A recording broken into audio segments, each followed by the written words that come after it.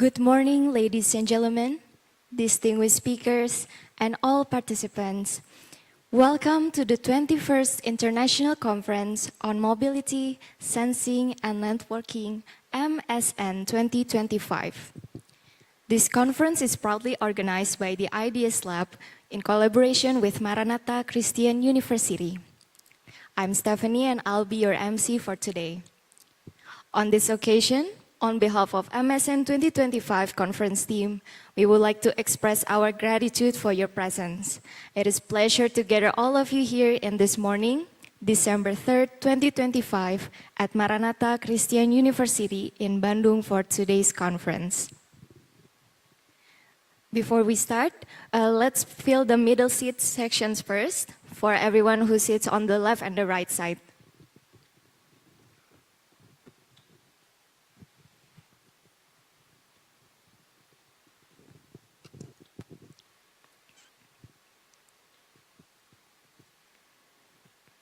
To begin today's conference, we will have an opening prayer delivered by Dr. Ricky Martusa, SAMSI, AKCA.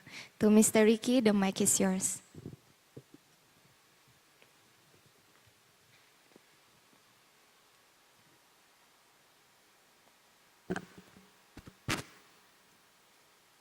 Ladies and gentlemen, I will lead you in a Christian way. Let us pray. Lord, we thank you for this new day and to gathering us together.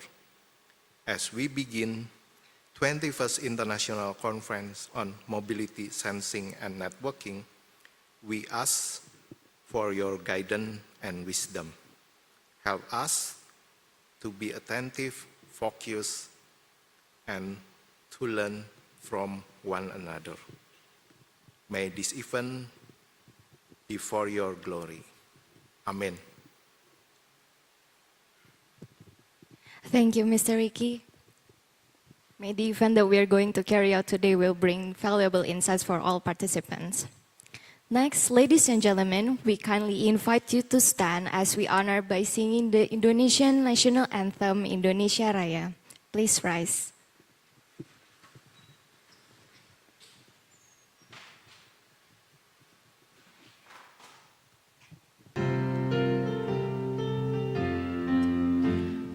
Indonesia tanah airku, tanah tumpah darahku. Di sanalah ku berdiri, jadi pandu ibuku. Indonesia kebangsaanku, bangsa dan tanah airku. Marilah kita berseru, Indonesia bersatu. Hiduplah tanahku, hiduplah negeriku, bangsaku, rakyatku semuanya. Bangunlah jiwanya, bangunlah badannya untuk Indonesia Raya. Indonesia Raya, merdeka, merdeka, tanahku, negeriku yang ku cinta. Indonesia Raya, merdeka, merdeka, hiduplah Indonesia Raya. Indonesia Raya, merdeka, merdeka, tanahku, negeriku yang ku cinta. Indonesia Raya, merdeka, merdeka, hiduplah Indonesia Raya.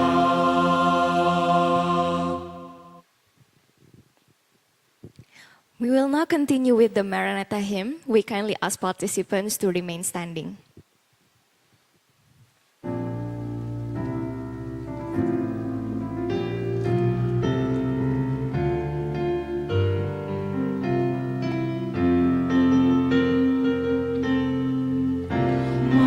Maranatha, Mamaku, sumber ilmu mencapai cita.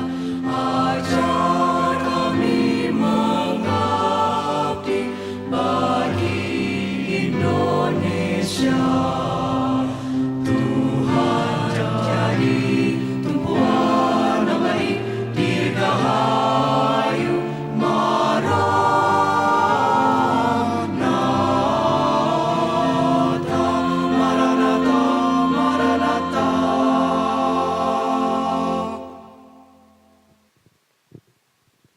Thank you. Please be seated.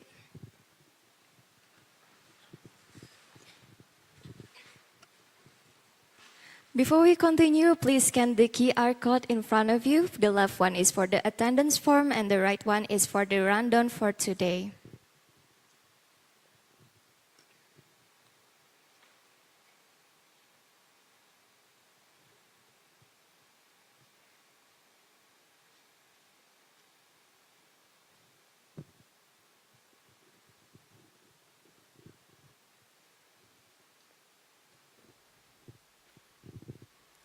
Next, let's us welcome Insinyur Cindrawati Lesmana, PhD, IPU, to deliver the committee remarks.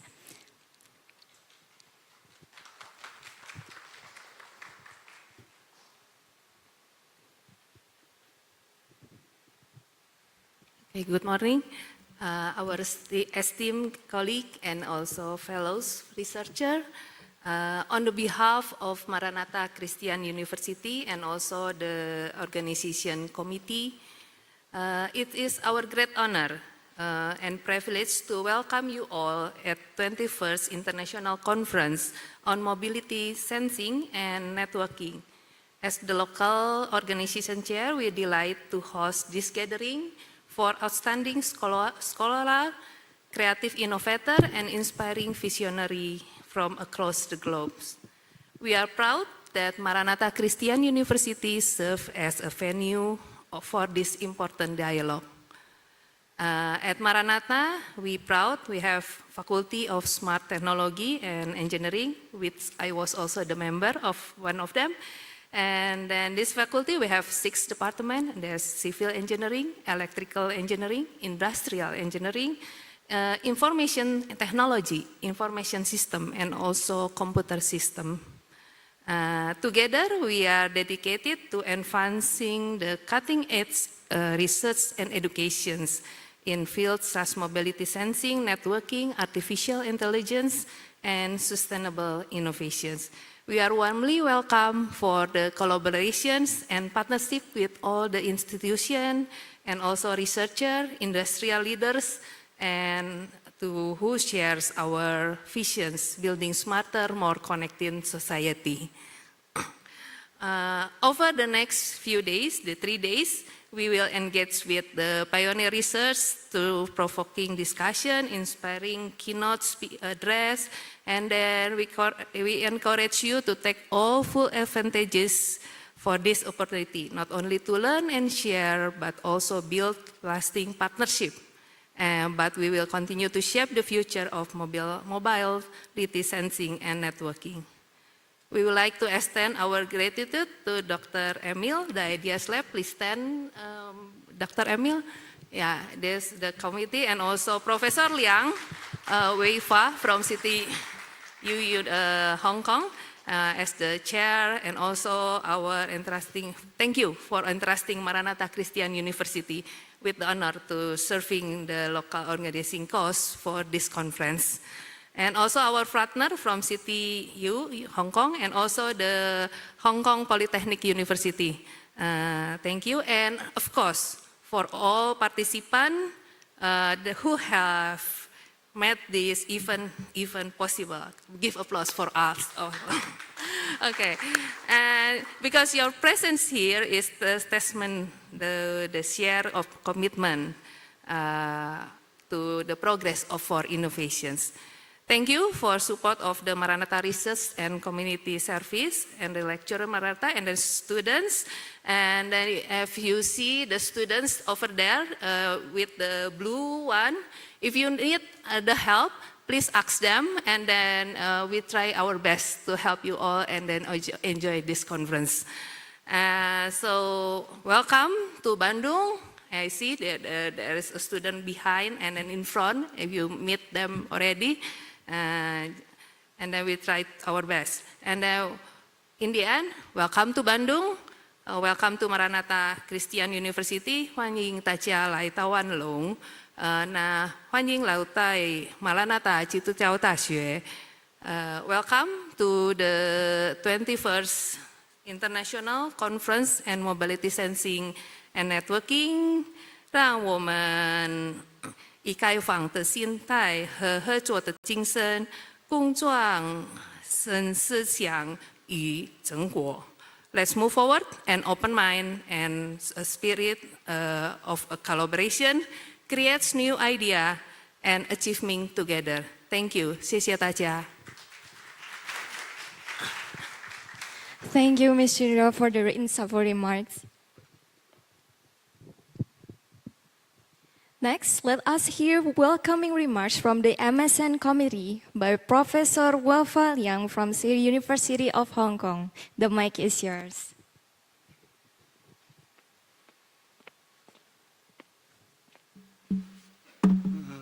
Good morning, everyone. Welcome to 21st MSN conference held in Indonesia, Bandung. I will appreciate, the organization committee and, making this event happens. Also, appreciate you guys, active, involved, submit your paper. I just briefly talk about the review procedure. We have 6 tracks. So some track got a lot of paper, some less. In the end, we got about 177 validated paper for review. Each paper about 3 to 4 review reports. So in the end, we choose 63 paper for presentation. We get rid of, in the past, we have a short paper, workshop stuff, we do not provide that. We only 63. Acceptance rate is 35%, 35.5%. So the rest of 3 days arrangement today, we arrange about 9 sessions. Tomorrow and the Thursday, today is Wednesday, is right? Thursday, Friday, each is 6 sessions. Tomorrow afternoon, we maybe ended a little bit earlier because we have Ghana dinner for that. And Friday, some maybe pack up to leave. So Friday, we also leave, finish before 4 p.m. So the rest, you guys enjoy the, here to academic presentation and communicate with the colleagues, and also enjoy the start sitting in around this area. Thank you. Thank you, Professor Wefa Liang. Next, we will hear an opening remarks from Director of Maranatha Christian University, Professor Insinyur Franz Umbudata, Master of Applied Science, PhD, delivered through a recorded video. Please direct your attention to the screen. Distinguished professors and researchers, honorable vice rectors, deans, and directors of Maranatha Christian University, colleagues from LPPM and all participating institutions, ladies and gentlemen. It is a privilege for Maranatha Christian University as the host institution to welcome all of you to the International Conference on Sustainable Health, Biotechnology and Medical Innovation. This conference reflects our shared responsibility to advance scientific discovery with compassion, ethical clarity, and global relevance. As health systems worldwide confront complex challenges, from emerging diseases to demographic shifts, our work as researchers and educators has never been more important. Today, we bring together experts from biomedical sciences, biotechnology, public health, clinical research, engineering, and applied health, all united by the conviction that scientific progress must serve the well-being of humanity. I wish to acknowledge the support of our vice rectors, deans, and the dedicated faculty members who consistently uphold MCU's research mission. I also express deep appreciation to LPPM for leading this conference and strengthening MCU's global research network.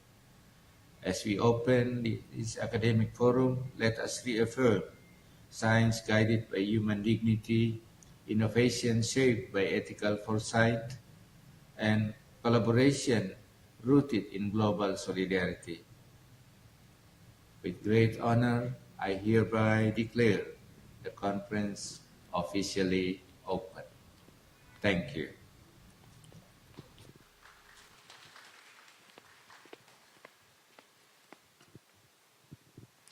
To open today's event with a rich cultural highlight, we present you a traditional Indonesian dance performed by N Production. Please enjoy the performance.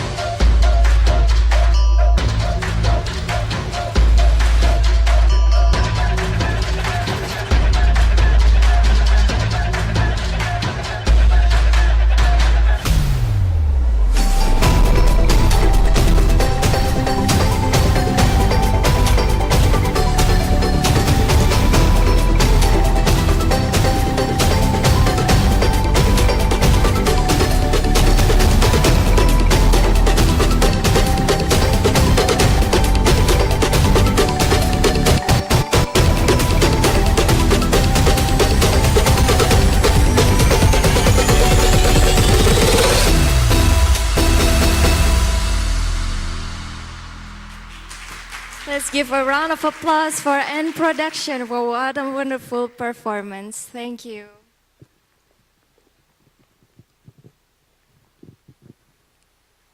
Before we continue, we would like to announce a few things.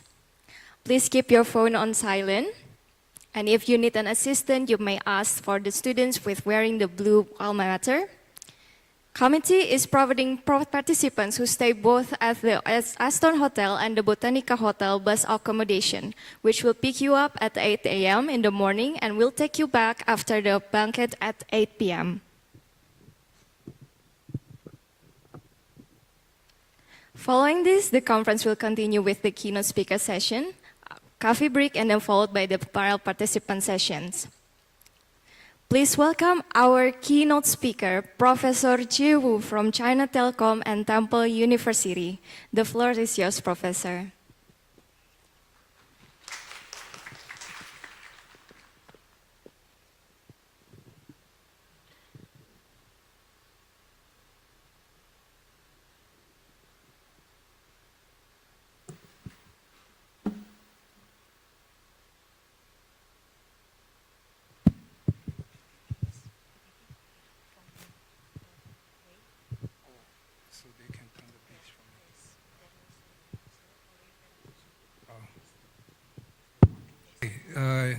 It's a great honor to give a keynote at this conference. In fact, I was one of the co-chair of the first MNS 20 years ago in Wuhan. If you look at Google, you can find my name with Professor Xiaohua Jia. So today I will talk about one of the research projects done in US, sponsored by the National Science Foundation. And this is done, actually started 5 years ago, actually 6 years ago. But now this topic becomes very popular. But the idea is still similar, right? So it's about the offloading of machine learning code from edge to cloud. So the title is Optimal Offloading of DNN from IoT to the cloud. Okay, next page. So here's the outline. So I will first talk a little bit about how to conduct the research in this area. Then we focus on two topics. Nowadays, it's very popular. We're talking about AI for science, science for AI. But my topic is about the AI for network and network for AI. So the first topic is how to use the network to help AI, like machine learning execution. Then during the execution, then how we use the AI for network. So it's a reverse. Then finally, so of my personal reflection about conclusion. Next page. So this is what I'm planning to do. So we're going to use a pipeline parallelism in a network, which is IoT, one part, then the other one is the cloud, to accelerate machine learning execution. Then during the offloading using the Wi-Fi, there is uncertainty. So how we can use the AI technology in helping out counter the uncertainty. So finally, the conclusion. Okay, next page. Okay, so first about problem solving. So for computer scientists, we always face some difficult problem, right? And most of the problem like NP-hard, it's a difficult problem. So when you're facing a difficult problem, what are you going to do? So there is a famous mathematician, his name is Puya. He wrote a book about how to solve it. And it's widely used as a reference book for discrete math. So he said that if you cannot solve a problem, then there is an easier problem you can solve, find it. So the idea behind this is that when you face a difficult problem, don't make a problem even harder.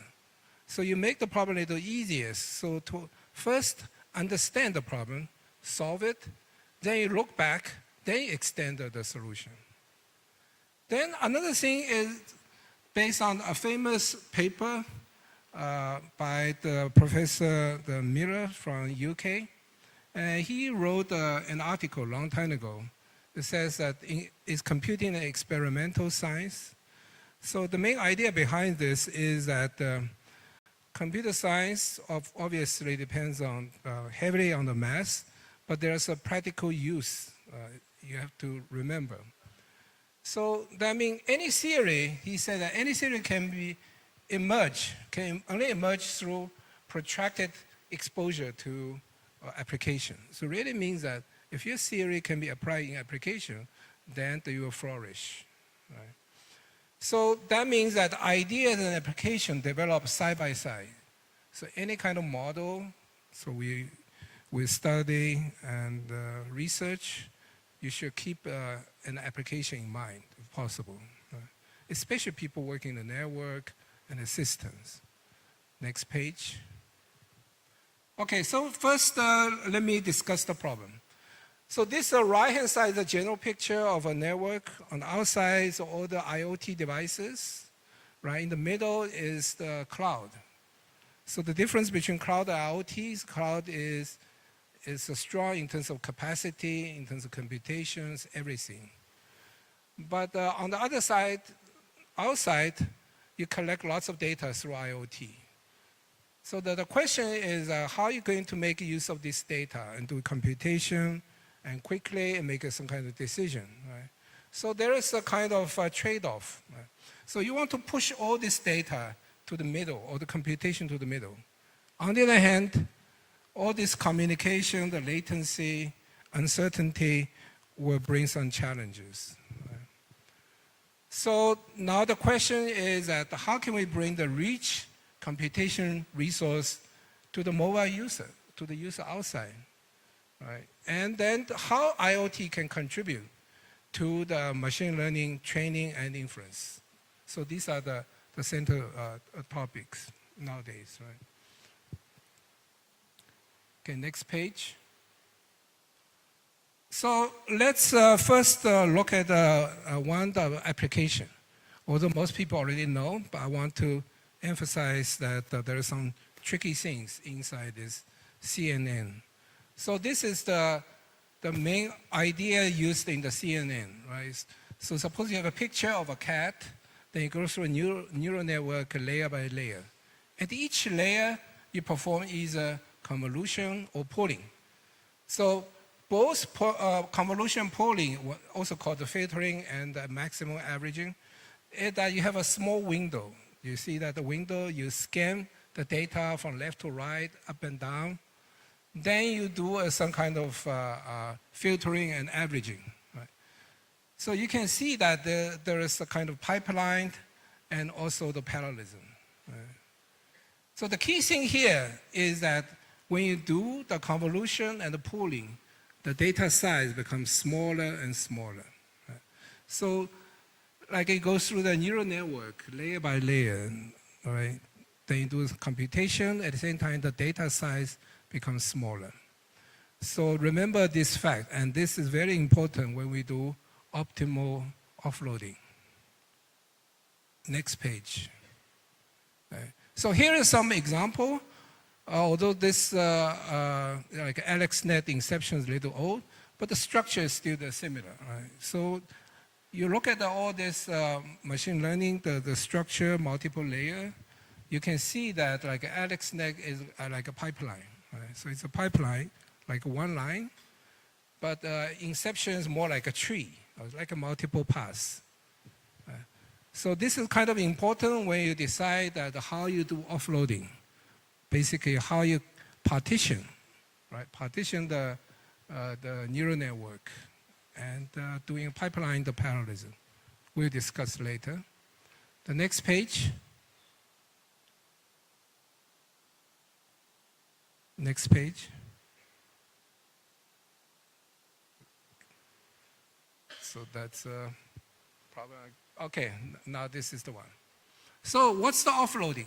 So in short, it's basically you first perform a cut, right? So you can see that you have a multiple layer, you cut somewhere in the middle.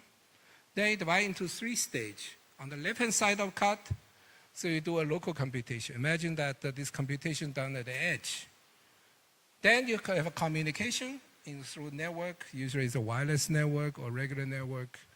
Then you have remote computation, which is done at the cloud. So we can look at the picture on the right below. So it's basically like 3 stages, right? So you have a local computation, then offloading, communication, then remote. Right? Then this, the challenge is the way you perform the cut. Right? Then even after you have a cut, then how you perform the schedule. Suppose you have a multiple copy of machine learning. Right? Then in general, the 3 type of model corresponds to 3 cases. 2 cases are extreme. If you perform everything on the local side, means I ignore the cloud, then the first approach. And the other one is offload to everything to cloud. There's another extreme. But we're more interested in the mixed mode. Mixed mode means that you perform a cut, part of it done at the edge, the other part at the cloud. Okay? So next page. Now let's look at a little deeper on this the challenge. Right? So when we do a cut, you have to look at the structure. Right? So we classify structure into 3 types, although there are many types of machine learning code. So one is a line, like AlexNet we just mentioned. Another one is more like a multi-pass inception, right? But more general one is we call the DAG, direct acyclic graph. So this is most complicated one. Right? So we look at all this one, then we'll make a decision how we do a cut. Right. Next. So let's first look at the one example, which is will help you to understand the complexity of the problem. So suppose we have a multi-pass like this, right? So you have a task of a label 1 to number 6, right? So you can see that basically you have a 2 pass. So the first thing you need to do is decide a cut, the location of a cut. So suppose we already done a cut, the red line. Right? This we call the partition. Right? Then even we have a partition, how to schedule them is not easy. The reason is that even you have a partition, so you have a multiple pass, so you have to decide the order, right? So there is upper pass and the lower pass. So you can see that you can have several choices. One approach is called chorus-grained schedule. Really means that you have a cut, right? Cut is on left-hand side is the edge, then communication, then the cloud. So we can do the stage like one by one. First, complete everything on the left-hand side. So this is the right-hand side, the up right-hand side, the example. So you first finish 1, 2, 3, right? 1, 2, 4. Yeah, actually 1, 2, 3, 4. 1 is a dummy node. So that's up 1. Then you have a communication. So you can see there is a communication cost. Then there is a last one. So it's called a chorus-grained pipeline. But we can't, if you look at carefully, you don't have to wait until the local computation is complete. For example, when upper part is complete, you can start communication. So that's the main idea of a pipeline. So this is what happened is here on the left-hand side. Once you finish number 3, you can start the communication of a 3. S is communication. Then the last one is a computation. Right? So for each, like a pass, you have a 3-stage, right? So, but you have a multiple pass. So you can do this kind of a pipeline. You can see that this is more compact. Like the left-hand side, you complete everything in 10. Okay? So from the rest of the talk, we focus on called fine-grained pipeline. Means that when you do local computation, communication, then the remote, all this is pipeline, and you have a multiple pass. But you can see that already it's quite complicated. So it turned out even with a partition, you already done partition, the optimal schedule is NP hard for most cases, right? Except the line. When you have a straight line, it's trivial. Because they have only one line, that's easy, right? But have a multi-pass is already hard. The reason is that you can show that a classic 3-machine flow chart is one of the classic NPR problem, can reduce this to the problem we are studying. So that means our problem is at least as hard as the open shot problem. So that's the theoretical conclusion. In general, for multi-pass and DAG, it's NPR problem. So then what are we going to do with this? So what we try to do is that first to find a good approximation and look at some special cases under which we can get a better result, a good result. So next page. So we will look at the case we already mentioned that is a multi-pass schedule. Right? Because single pass is easy. And we show that for each pass, you can just schedule each pass as a unit without worrying about preemption. Right? So this is a little detail we don't need to emphasize too much here. So basically, you have a multi-pass. Each pass is 1 unit to schedule. But still, this problem is relatively hard, is that you have multiple paths. You have different kind of combination. So you can easily run into so-called combinatoric explosion problem, right? There are too many choices. Right? So now, so what are we going to do? Let's go to the next page. There is, so we're going to use an algorithm called extended Johnson algorithm. So the idea is that suppose I give you a multiple paths. Right? So then you put this path in a table. So this table shows like there are 4 paths, right? Each path of 3 stages: local, communication, and the remote, right? So you have a number in there. For example, path 1, you have local 3, it means 3 units of time. The communication, 2 units of time. And last stage is 5 units of time. Now we have all these paths that we'll give you. So what's the best schedule? Okay. And look at the one possible schedule. So on right hand side is a schedule, it's a fine grained pipeline. We start with 1, 3, then the 4 and 2. Then you may ask why this is the order. Okay. In general, there are so many orders, right? So you have a n factorial order. That's why it's an NP-hard problem. So it turned out that based on the extended Johnson algorithm, you divide this path into 2 parts. One part called the H part. So you just look at the P1, P2, P3, 3 stages, this is 3 number. You look at the 1 plus 2, compare with 2 plus 3. So basically compare with 1 and 3. If 1 is less or equal than 3, like the first case, right? 3 is less than 5. So then you put this in the called the H group. So in the H group, there's only 1. And all the other one is that the P1 is larger equal than the P3. Then you put in the L group. Right? So why you need to put these 2 groups? So it says that in H group, you start first. Then you start with the L group. Then how you rank H group and the L group inside? It's based on the order. For H group, it's increasing order based on P1 and P2. But for the L group, it's based on the order of P2 and P3. Okay, it's kind of very interesting. Right?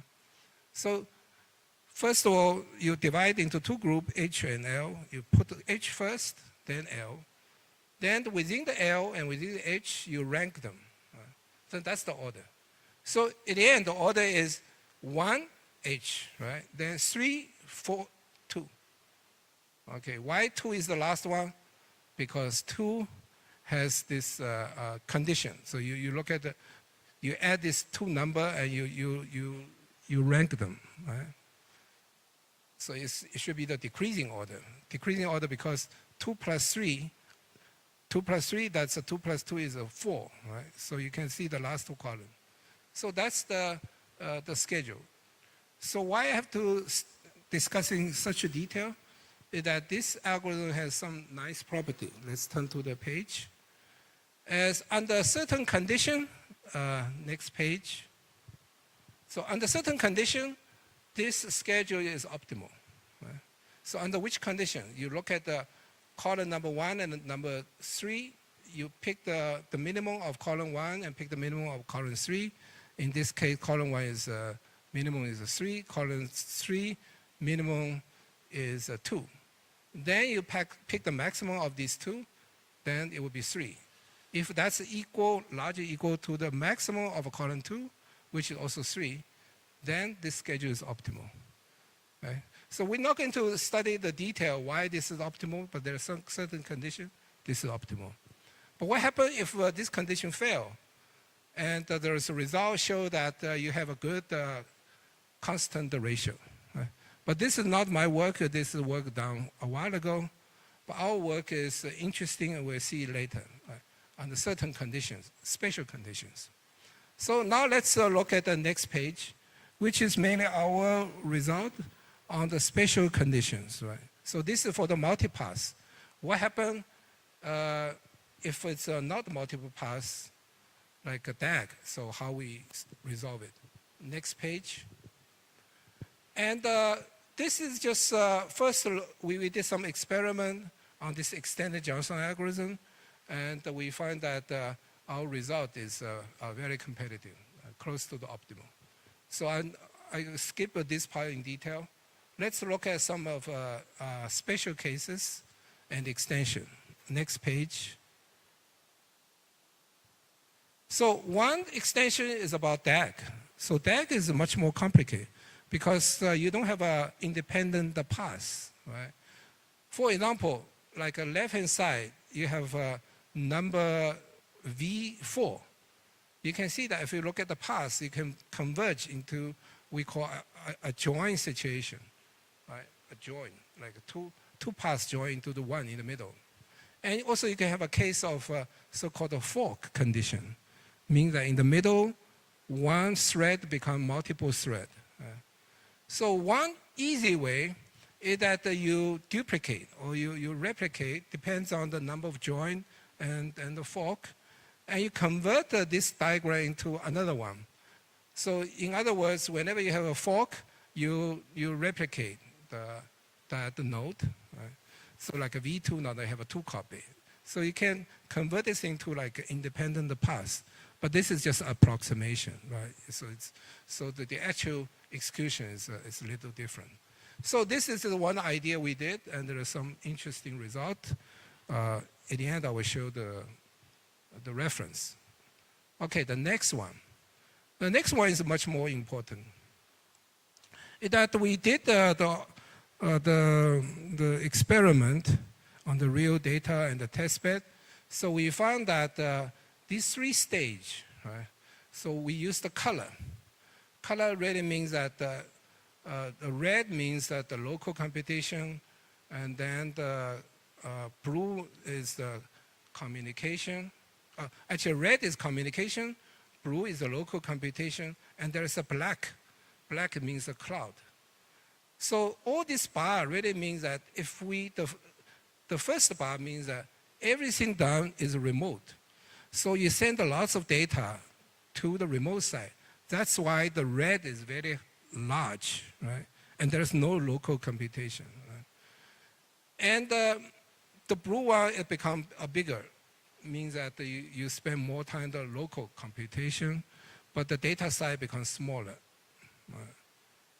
Data size for the communication, because why data size becomes smaller, we already mentioned in the CNN, right? So as we go through the stage, the data size reduce. But what we find that the interesting is that because the cloud is very powerful, means that whatever the offload to the cloud can complete most of the things very fast. So the black color is very small, relatively small. So in the extreme case, you can ignore the time you spend on the cloud, mainly focus on the local computation and offloading time. So then it becomes 2-stage. So 2-stage pipeline. It turns out that for a multiple 2-stage pipeline, there is an optimal solution. Okay? So this is called the Johnson algorithm. So the idea is very similar to the first one. The difference is now they have only 2 parts, local and communication. Right? Then you compare with this 2-stage, P1 and P2, local versus communication. For a pipeline, for a path, if local computation time is less or equal than the communication time, you put in the H group. Otherwise, you put in the L group. Then you rank the H group increasingly based on the P1, which is the P1's time, right? Which is the computation. Then for the L group, you do decreasing order based on the P2. Right? So based on this, you will get the optimal result. Okay? So you can see that our original approach initially is approximation, but in the cloud situation, when cloud is very fast, you can get the optimal result. Okay? So let's just look at the example. Suppose you can, a neural network with 5 stages, or actually six stage. Then you can do a cut at the first stage, second stage, third stage, until the last one, right? So that's why you can see initially the communication, lots of communication, and as you delay the offload, more local computation, less communication time. And suppose you already have this kind of schedule. You decide that you have 6 copy, right? Suppose you have a 6 pass. You do this kind of schedule, 1 for each. Then this is the optimal schedule. Now let's look at, unfortunately, this animation. Let's click the button. Can see. If not, we just skip the. Yeah, this is the one. You can see that you start with the blue one, the pipeline, local computation, then the communication. Then you can combine all of them, right? And can reduce the gap. You click the button, then I think there is animation. If not, let's turn to the next page.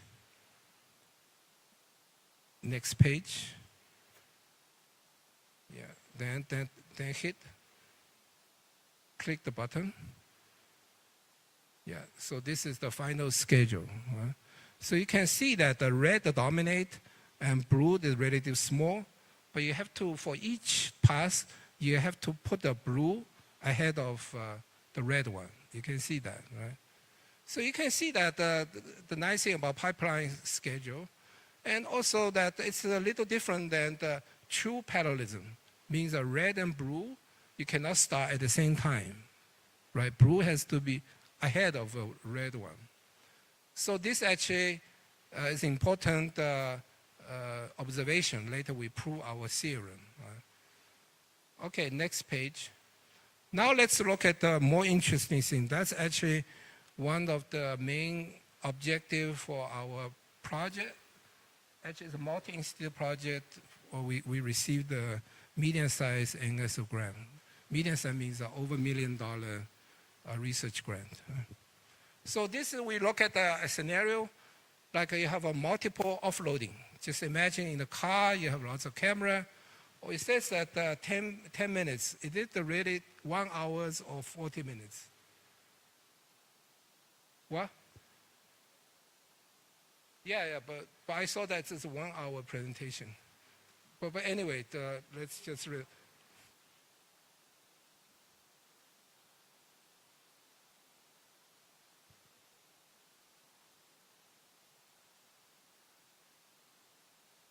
$15 minutes. I still have 15 minutes. Yeah. Yeah, okay. All right. So you just let me know, okay? So the idea is that you have lots of sensor, right? You're doing processing. So that's why you have lots of pipeline, right? Lots of pipeline. Now the question is how can you perform this in parallel? But so far what we discussed is that we already assume there is a partition, right? For give a CNN, we do a partition, then do schedule. But now we study even harder problem, means that we give you a multi-stage, you need to perform the optimal partition, then also optimal schedule. So all this together, so is it possible? And the answer, before we give an answer, let's look at the one example, why this is complicated. Let's turn to the page. The challenge is this. Suppose we look at even the one line structure, means a one line, right? So then you have multiple copy of a line. And why this is complicated? Because for each copy, you can decide where's the partition, where's the cut. And you have how many number of copy? You have n copy, means n sensor. Each sensor, each neural network has K layer. So that's why you use a brute force, you need the K to the N combinations. It's too much, right? So that's why we need to look at the applications. In the first page, I mentioned that every theory you have to relate to application. So the nice things about this application is that the data size will reduce. So we'll later show that we take advantage of this property, we can resolve this optimally. Let's look at one example. Next page. Next page is that suppose you have only, imagine those are the sensors in the car, right? So you have a line, a CNN, so one line. But you have a multi-way to partition, right? But let's just look at one simple way. Suppose you have only like two possible cut, means a partition. One is at 1, the other one is at 2, okay? But since suppose you do a cut a little early, then local computation is small. See, I put a value there, right? So which is a 4. But more communication. The reason is that data size is still large. Or you can wait, you do more local computation, then offloading, the data size becomes small. So the communication part becomes small. So you can see that these are two different the value, right? Even for the same kind of CNN. So even for 2 copy, you have how many choices? It's 3 choices. You can have like a 1, 1, 1, 2, or 2, 1, right? So you end up like this. Suppose you do a cut, both copy at L1, then the F4 and 6, you can see the pipeline, you finish at 16. But if we do the other one, is a 1 copy cut at the 1, and the other copy at the 2, then you have a different scenario, and the optimal schedule is this one. It will finish at 13. How about the last one? You both cut at the L2, more local computation, but less communication. You can see that if you look at the color. So the middle one is the best one because you make the computation and communication kind of balance, right? So this is the observation we're going to use, and we decide the optimal cut and optimal schedule, okay? Let's go to the next page. So this is the example, or actually we can skip because of the time limit. Let's go to the next page. I think this is the similar idea. So the main thing is that what we decide is that for each case, right, you have like a different way to cut the layer. Do you see that? These are suppose you have a 8 layer, right? 8 layer. You just do the execution, you find out the computation, communication time, then you rank them, right, based on from left to right, based on the value of this red color bar. Then you separate the red one and blue one. You notice that the red one's going down. So red means the communication time, while computation time is going up if you separate these 2 bars. But there is an intersection point. This intersection point. Do you see that? That's in the layer 5. So this is where you are kind of balance the red color and the blue color. Right? Next page. Then this come up with our theorem. Our theorem says that if you can partition everything like at the intersection, means that this partition for all the copy you partition at this intersection point, means that the red and the blue almost similar, then you get very close to optimal result with slightly difference, and the proof is a little complicated using KKT conditions, but I will give you an intuitive explanation. Next page. So the next page shows that the intuitive explanation. Next page. Yeah. So intuition is basically what we select in the middle, right, X prime. But for any other choices, you can either fall into the left-hand side and right-hand side. Then what we can do is combine pick a 1 on the left-hand side, pick a 1 on the right-hand side, and do the averaging. Then this averaging will be either to the left of intersection or right in the intersection. But what we care is the red color and the blue color and the maximum value of these 2. So you can see that always the best ones in intersection. Okay, so that's what we need to do, show, right? But why this is not optimal? The trick is this one. It's not the true parallelism, it's a pipeline. Remember, pipeline always start with the blue, then the red, right? There is always a gap. You can see that. It's a gap. If everything perfect, blue and red can execute at the same time, it's optimal. So that's why we have this kind of 1/n, the difference. But it's very small when you have many copies, right? So that's our main result. Let's turn to next page. Oh, we also find some sufficient condition under which you can achieve the true optimal results. Because of time constraint, I'm going to skip this part. Let's skip this part. Right. Just want to make sure that, how many more minutes? 5 minutes? 5 minutes, right?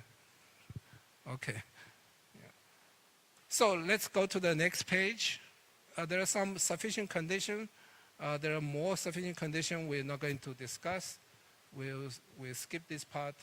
Let's just look at some of the extension or like after some project we done after this the result. Let's go to the next page.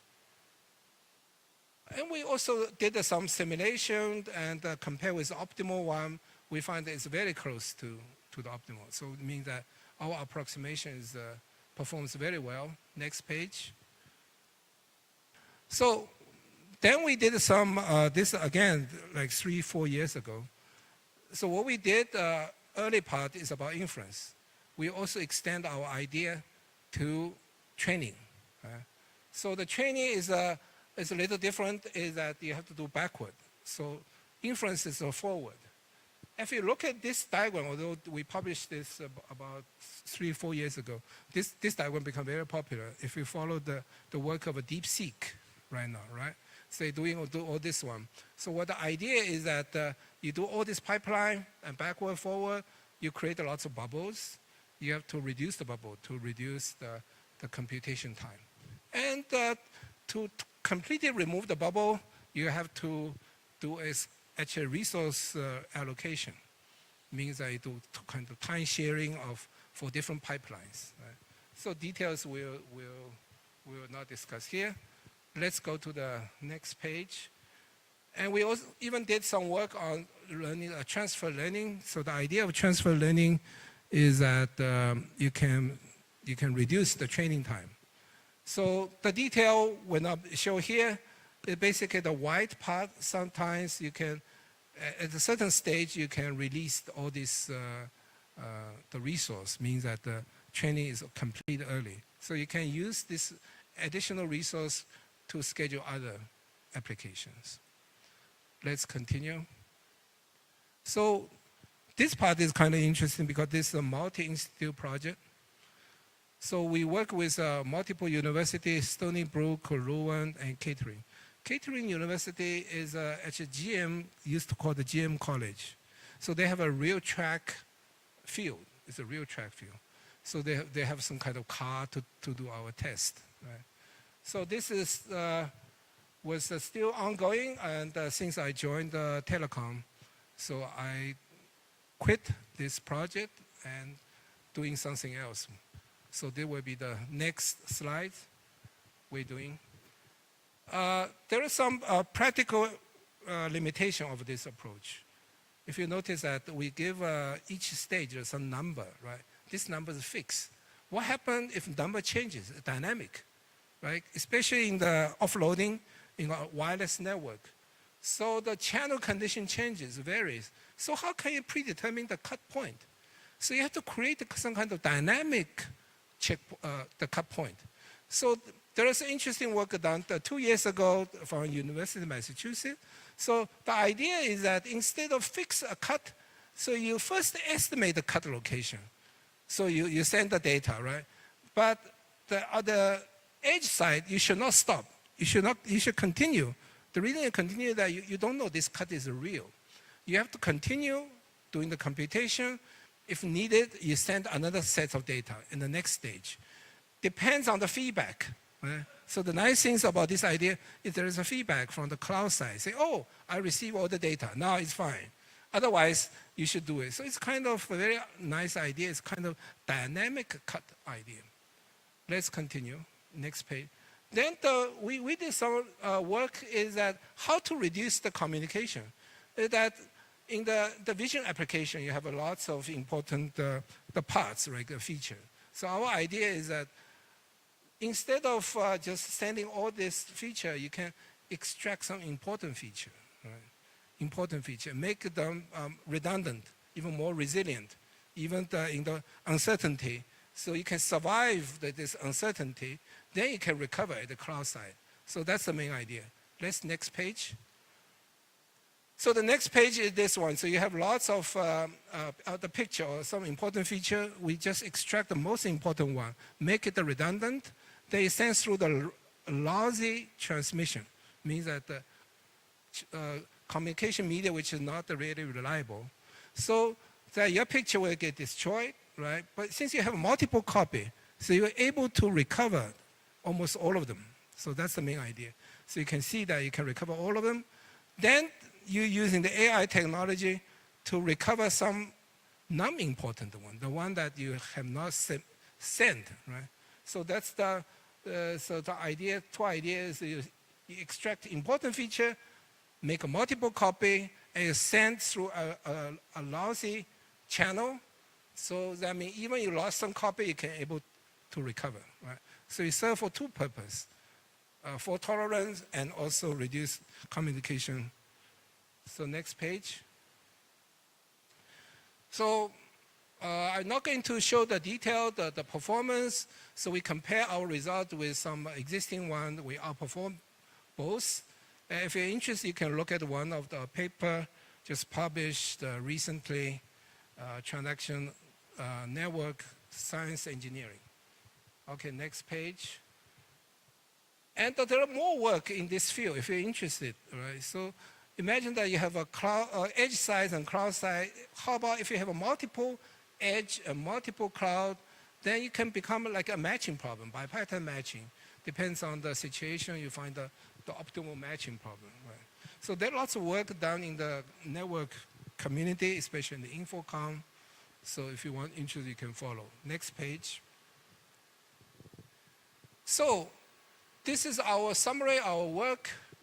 And if you're interested in following this field, so this idea of offloading not just limited to CNN, but also now some work done in the vision transformer, right? So the idea is similar, but the transformer has some other unique feature. So there's some work already done. For example, in this year, Infocom, I'm pretty sure in Infocom next year there will be more papers about different machine learning code, how you optimize it. Okay, finally, the next page, the last page. If you're interested in most of my work early, so you can look at one of our paper last year at the TMC. It summarized most of our early work done by my former students and me. Okay, thank you. Let's give a round of applause for Professor Chie Wu. For any participants who has any question, you may want to raise your hand.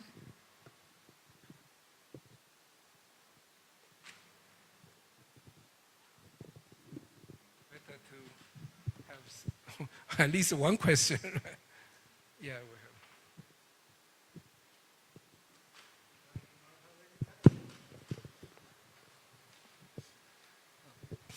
Thank you for your wonderful talk. One thing I want to know, you currently deal with a single DNN in this type of loadings, right? If you have multiple one, how you deal with that? Yeah, no, actually I didn't emphasize too much. Actually, the second part is a multiple DNN. Oh, okay. Yeah, you have a multiple line DNN, how you partition each, and how you schedule each of them together. Actually, it's a multiple copy.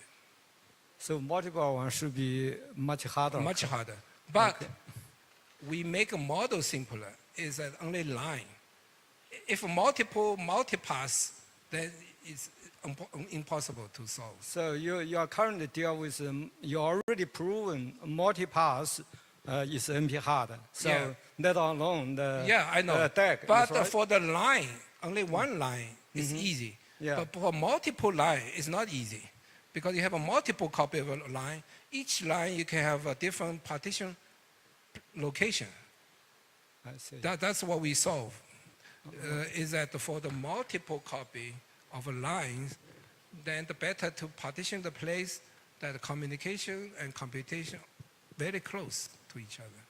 So you're doing some experiment, you use AnixNet, VGG. Yeah, like this, yeah. Which is a size, is the data set. Yeah, data set. It's also the line. It's easy. Oh, okay, yeah, really easy. AnixNet. It's a multiple copy. I should emphasize this. At the end, it's a multiple copy. Do anybody else? Thank you. Any other question? Any Before other the- question? You may want to raise your hand. Yeah, we have more participants in the back. If there are Yes, we questions. do here, yeah.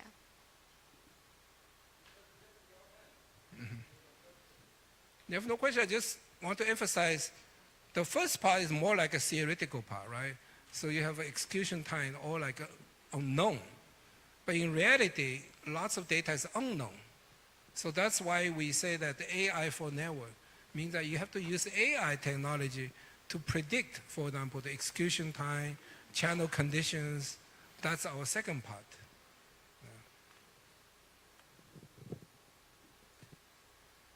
Any?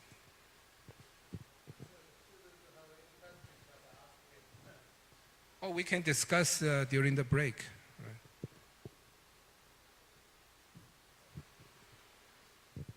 Thank you. I have one question, sir. Now there are many multimodal models. They can process video and text at the same time. So I want to know, multimodal models is like a line framework you just saying, or is there any ways to accelerate multimodal models computing? Okay, yeah. So the question, oh, you can sit down. Thank you. The question is about the multimodal, right? This is a very hot topic right now. Actually, before we start this project, there is no multimodal. So you can imagine the multimodal is like you have multiple copy of different models. Right? Although the model is a little different now. It's not as simple as a line. So the scheduling will become much more complicated. And you have to explore the different type of parallelism. Right now, if you follow this field, you can have like a data parallelism, right? You can have all the datas, and then there's many other different type of parallelism you can explore. But here we just only use the pipeline, the parallelism.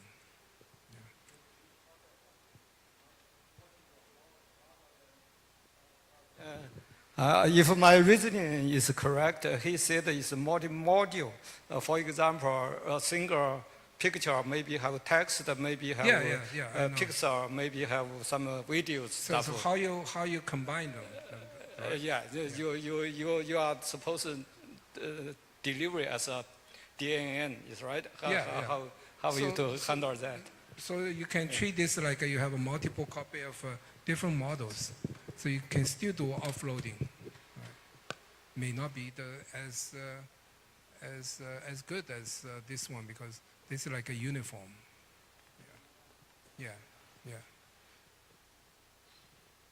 Okay. Any other?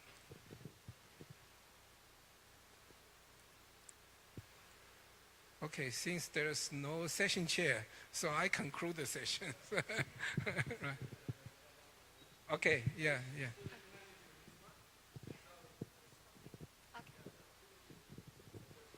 Okay, let's give another applause for Professor Chi Wu from China Telecom and Temple University. Thank you so much, Professor. We would now like to invite you to the stage to receive the certificate, which will be delivered by Dr. Meiti SAMSE AKCA as the Head of Institution of Research and Community Service.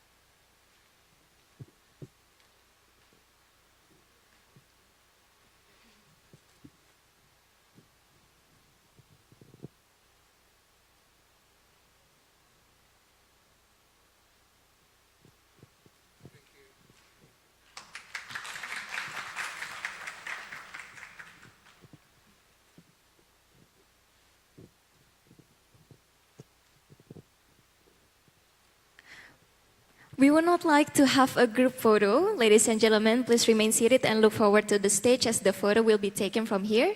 Everyone who's seated on this side, please move to the middle section so the photo will look nice and everyone will be seen in the middle. Please fill the empty seats on the middle section, please.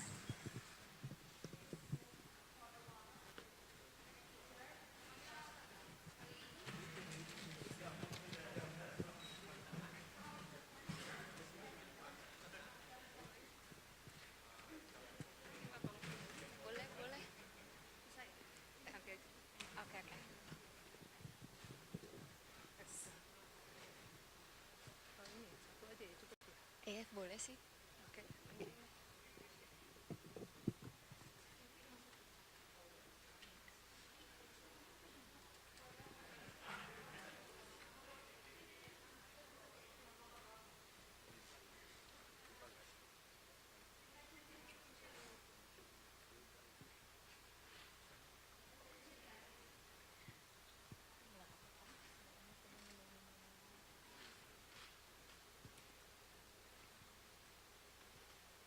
Okay, everyone, get ready.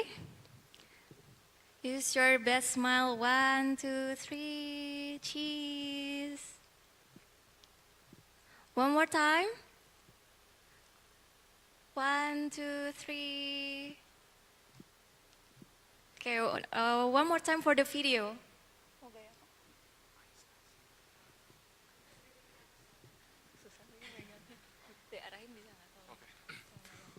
All right, ladies and gentlemen, now we want to make a pose for video. We're gonna do ice like this, integrity, care, and excellence. So please, your hand like this, like 3 like this, and we're gonna say integrity, care, and excellence.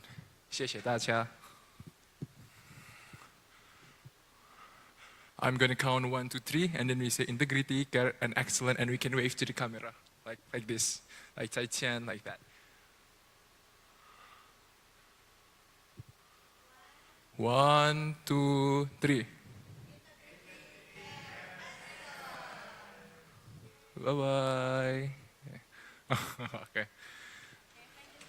Thank you so much.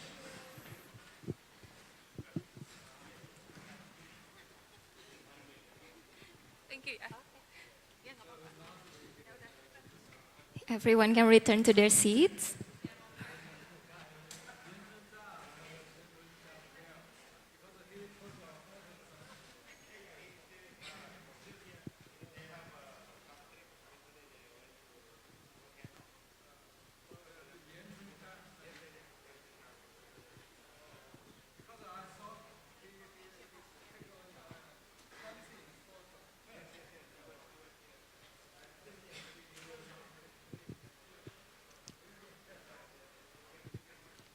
Next, we will have a coffee break before our parallel session, which both will be on the 9th floor of the Gedung B, and you may ask for the staff for assistance.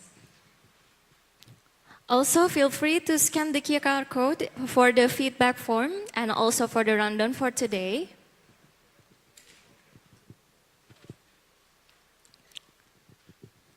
We would like to remind you that the committee is providing participants that stays both in Aston Hotel and the Botanica Hotel the bus accommodation, which will pick you up in the morning on 8 a.m. and after the banquet will take you back to the hotel at 8 p.m. If any of the participants would like to join us on the Bandung tour this Saturday, December 6th, you may want to register at the front desk just outside of this door. And after this, we would like to invite all the committee the committee staff to go to the stage for the photo session. And for the participants, please enjoy the refreshments and feel free to ask our staff for assistance. Thank you.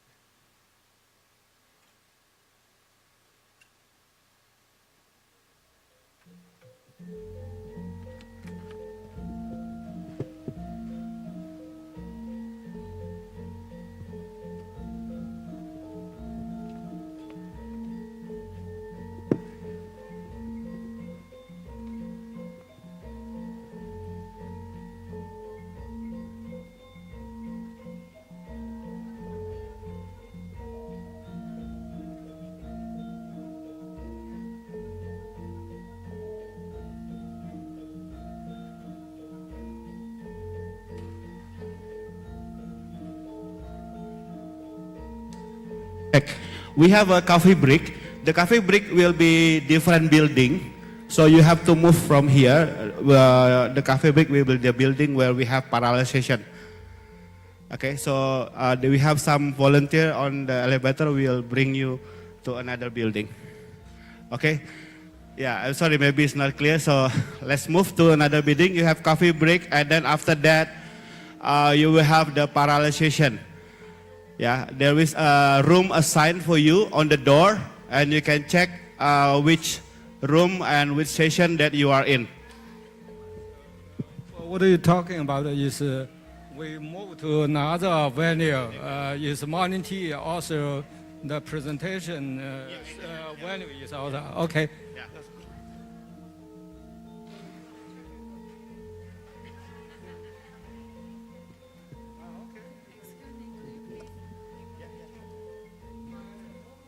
This is the student 10 years ago.